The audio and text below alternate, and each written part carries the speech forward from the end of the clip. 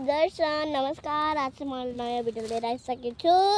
अनि आज चाहिँ मम्मीलाई म चाहिँ के अरे एउटा दुईवटा क्वेसन सोध्नला हो हैन।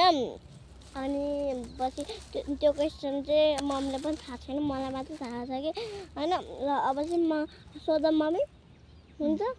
म नेपालमा सोध्ने कि इङ्ग्लिसमा? नेपालीमा। नेपालीमै? अन्त हजुरलाई माइत जानु मन लाग्छ नि? जानु मन लाग्छ।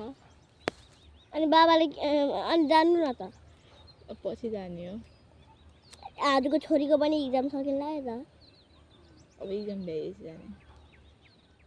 घरमा त भोलिपर्सि जाने हुनुहुन्छ त? पछि जाने कि पछि अब बाबा आएपछि। सोच्दा पनि नसोचौँ भन्नु न। सोधा पनि नसोचौँ होइन। अनि पछि मम्मी हजुरको बुढासँग भेट्न मन लाग्यो हजुरलाई? भेट्न मन लाग्छ भन्नु न। लाहा। अनि बुढालाई आउनु न भन्नु न। मैले आउनु भन्नुहुन्छ र? अनि हजुरले त आउनु भन्यो भने अनि को बोल्नुपर्छ र? मैले आउनु भन्दा आउनु मिल्ने भने म त पहिल्यै आउनु भन्थे त। आएर पनि गइसक्नुहुन्छ? यही सधैँ बस्नु भन्नु न त। भन्थे नि, पैसा कमाउनु परेन। अनि हजुरलाई मेरो माया लाग्छ कि आफ्नो बुढाको? दुईटैको माया लाग्छ। एउटा भन्नु न हाउ। दुईटैको लाग्छ नि। भन्नु न क्या, एउटा चुज गर्नु। मलाई सबैको लाग्छ।